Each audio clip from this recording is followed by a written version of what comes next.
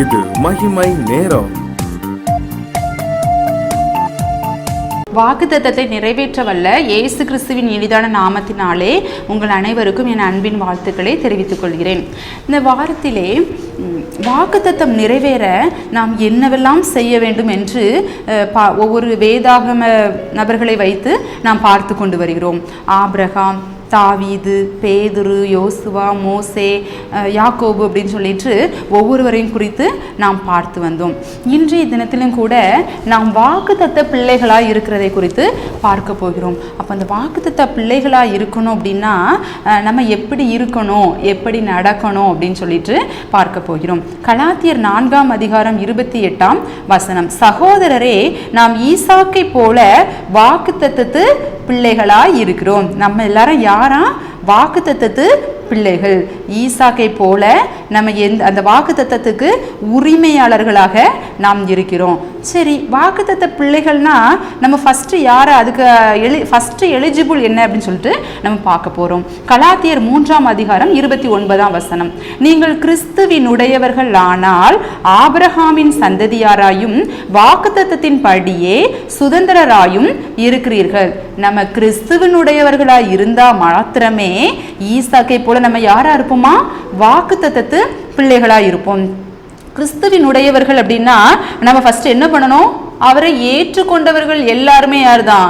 தேவனுடைய பிள்ளைகள் தான், கிறிஸ்துவனுடையவர்கள் தான். அப்போ ஆண்டவராகிய இயேசு கிறிஸ்துவை நம் சொந்த இரட்சகராக ஏற்றுக்கொள்ள வேண்டும். அவர் இந்த உலகத்திற்கு எனக்காக வந்தார், என்னுடைய பாவத்திற்காக அடிக்கப்பட்டார், எனக்காக சிலுவையிலே மரித்து எனக்காக உயிர் தெழுந்தார், நித்திய ஜீவனை அளிப்பதற்காக உயிரோடு எழுந்தார், இன்றும் கூட பிதாவின் வலது பார்சத்திலே வீற்றிருக்கிறார்னு சொல்லிட்டு நம்ம விசுவாசிக்கும் பொழுது அவரை சொந்த இரட்சகராக நம்ம உள்ளத்தில் ஏற்றுக்கொண்டோன்னு அர்த்தம். அவரை உள்ளத்தில் நம்ம ஏற்றுக்கொள்ளும் பொழுது நம்ம எப்படி ஆயிருந்தோம்? கிறிஸ்துவின் உடையவர்களாக நம்ம மாறிவிடுகிறோம். அப்போ வாக்குத்தத்தத்து பிள்ளைகள் அப்படின்னா ஃபர்ஸ்ட் எலிஜிபிள் என்னது?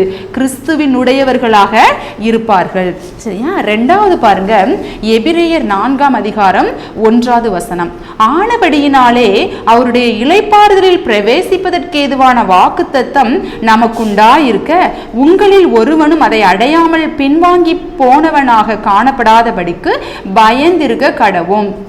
நம்ம இப்போ எலிஜிபிள் தான், கிறிஸ்துவின் உடையவர்கள் ஆயிட்டோம். அப்போ வாக்குத்தத்தத்து பிள்ளைகள் ஆயிட்டோம். ஆனால் அது நம்ம கை நழுவி போயிடக்கூடாதுல்ல. அதுக்கு நம்ம எப்படி இருக்கணும்? ஜாக்கிரதையாக நம்ம எப்படி இருக்கணும்? ஏன்னா நம்ம இந்த உலகத்தில் இன்னும் கொஞ்சம் ட்ராவல் பண்ண வேண்டியிருக்குல்ல. ஸோ நம்மளுக்கு இந்த நம்ம தகுதியாக இருக்கிற இந்த தகுதி நம்மளை விட்டு எடுபட்டு போயிடாதபடிக்கு நம்ம இந்த வாழ்க்கையில் எப்படி இருக்கணும்? பயந்து இருக்கணும். இந்த யோசேப்பை பாருங்க, அவருக்கு அந்த பாவம் செய்கிற சிச்சுவேஷன் வந்துச்சு. ஆனால் அவர் சொன்னாரு, தேவனுக்கு விரோதமாக பாவம் செய்வது எப்படி அப்படின்னு சொல்லிட்டு பயந்து அந்த இடத்தை விட்டே ஓடிட்டாரு. பிரியமானவர்களே, நாம் கூட இந்த உலகத்துல பாவத்துல நிற்கிறவர்களாகல, பாவத்திற்கு பயந்து விலகி ஓடுகிறவர்களாக இருக்கணும். பாவத்தை எதிர்க்க கூடாது, பிசாசை தான் எதிர்த்து நிற்கணும். பாவம் வந்துட்டுன்னா அந்த இடத்துல ஓடி போயிடுறோன்னு. நான் பாவம் செய்ய மாட்டேன்னு சொல்லிட்டு அந்த டாஸ்மாக் கடையில் போய் நிற்கக்கூடாது. பாவிகளுடைய வழியில் நில்லாதேன்னு சொல்லி இருக்குது. பரியாசக்கார உட்காரும் இடத்திலே உட்காராதேன்னு சொல்லி இருக்குது. நம்ம கோல் சொல்லுகிறவர்கள் கூட்டத்தில் நம்ம ஒரு ஆளாக அந்த இடத்துல இருக்கக்கூடாது. பரியாசக்கார உட்காரும் இடத்துல உட்காரக்கூடாது. துன்மார்க்கர் போகிற வழியில் நம்ம போகக்கூடாதுன்னு சொல்லிட்டு இருக்கு. நம்ம வாழ்க்கையில் நம்ம பயந்து கர்த்தருக்கென்று நாம் நடக்க வேண்டும். ஏன்னா நம்ம இப்போ எலிஜிபிள் ஆயிட்டோம், கிறிஸ்துவின் உடையவர்கள் ஆயிட்டோம், வாக்குத்தத்தத்து பிள்ளைகள் ஆயிட்டோம். வாக்குத்தத்தம் என்ன? வாக்குத்தத்தம் நம்ம ஜீவ கிரீடத்தை நம்மளுக்கு ஆண்டவர் தருவேன்னு சொன்னதுதான் அந்த வாக்குத்தத்தம். அப்ப அந்த வாக்குத்தத்தத்துக்கு நம்ம பிள்ளைகள் ஆயிட்டோம். ஏன்னா ஃபர்ஸ்ட் எலிஜிபிள் என்னது? கிறிஸ்துவின் உடையவர்கள். நம்ம கிறிஸ்துவின் உடையவர்கள் ஆயிட்டோம். அதை இப்ப தக்க வைத்துக் கொள்ளணும்ல. அதை தக்க வைத்து கொள்வது தான் நம்ம வாழ்க்கையில் பயந்து நடக்கணும். கர்த்தருக்கு பயந்து நடக்கிறவர்களாக நாம் இருக்கணும். லாஸ்ட்டாக பாருங்க, 1 தீமோத்தேயு 4:8 சரீர முயற்சி அற்ப பிரயோஜனம் உள்ளது, தேவ பக்தியானது இந்த ஜீவனத்திற்கும் இதற்கு பின்வரும் ஜீவனத்துக்கும் வாக்குத்தத்தம் உள்ளதாகையால் எல்லாவற்றிலும் பிரயோஜனம் உள்ளது. எது பிரயோஜனமா? தேவ பக்தி. நம்ம ஃபர்ஸ்ட் ஃபர்ஸ்ட் கிறிஸ்துவினுடையவர்கள் ஆயிட்டோம். ரெண்டாவது நம்ம வாழ்க்கையில பயந்து பாவத்துக்கு விலகி ஓடணும். நம்ம அடுத்து கடைபிடிக்க வேண்டியது என்னன்னா தேவ பக்தி. நம்ம பயபக்தியோடு இருக்கணும். அந்த தேவ பக்தி நமக்கு இருக்கணும். நம்ம ஆலயத்துக்கு இப்போ எல்லாருமே வர்றாங்க, என்ன ஏதோ ஒரு டூரிஸ்ட் பிளேஸ் மாதிரி ஆலயத்தை அப்பப்போ விசிட் பண்ணிட்டு போறாங்க. இல்லை பிரியமானவர்களே, நம்ம சும்மா ஏனதானன்னு வரக்கூடாது. ஆலயத்துல பயபக்தியா அந்த இடத்துல நிற்கணும். நிறைய பேர் ஆலயத்துல வச்சு மொபைல் யூஸ் பண்றத நான் பார்த்துருக்கிறேன். ஆலயம் நடந்துட்டு இருக்கும் போதே நிர்விசாரமா எழுந்து போறத நான் பார்த்துருக்கிறேன். பைபிளே சிலர் கொண்டு வர மாட்டாங்க. இல்லை பிரியமானவர்களே, நம்ம தேவ பயத்தோடு நம்ம இருக்கணும். தேவ பக்தி நம்மளுக்கு இருக்கணும். அந்த பக்தி வைராக்கியம் நம்மளுக்குள்ள இருக்கணும். ஆண்டவர் பாப்பாரு, என் பிள்ளை என் மேல எவ்வளவு பயபக்தியா இருக்குது அப்படின்னு சொல்லிட்டு அவர் சந்தோஷப்படுவாரு. சிலர் பார்த்துருக்குறேன், மொபைலில் பைபிள் வச்சுருப்பாங்க. பரிசுத்தத்திற்கும் அசுத்தத்திற்கும் சம்பந்தமே கிடையாது.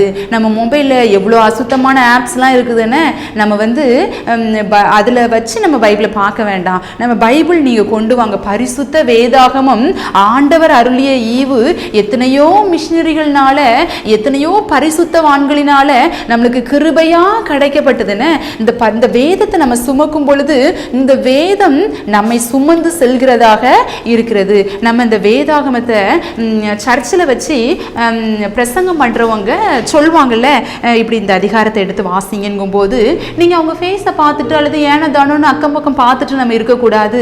என்ன பண்ணணும்? நம்ம வேதாகத்தை புரட்டி தேடி எடுத்து பார்க்கணும். வேத வசனங்களை தேடி வாசிக்கணும். சரியா? நம்ம அப்படி பண்ணும் பொழுது ஆண்டவருக்கு அது ஏற்றதாக இருக்கிறது, அது உகந்ததாக இருக்குது. இன்னையிலேருந்து இனிமேல் நீங்கள் சும்மா இருந்திருக்கலாம், பைபிளை மூடி வச்சே இருந்திருக்கலாம். ஆனால் இனிமேல் நீங்கள் ஆலயம் செல்லும் பொழுது வேதாகமத்தோடு செல்லணும். அவங்க சொல்லும் போது உடனே அதை திறந்து வாசிக்கணும். அது ரொம்ப நல்லது. நம்ம அதை வாசிக்கும் பொழுது நம்ம அந்த வாசிக்கிற வார்த்தை நம்ம காது வழியா போகும். அந்த வசனம் நம்ம கண் வழியா நம்ம பார்வையின் மூலமாக உள்ளுக்கு போகும்போது அந்த வசனம் நமக்குள்ள கிரியை செய்கிறதாக இருக்கிறது. நம்ம அப்போ வாக்குத்தத்தத்து பிள்ளைகள் அப்படின்னா எப்படி இருக்கணும்? ஃபர்ஸ்ட் எலிஜிபிள் என்ன? நம்ம கிறிஸ்துவினுடையவர்கள். யார் கிறிஸ்துவினுடையவர்கள்?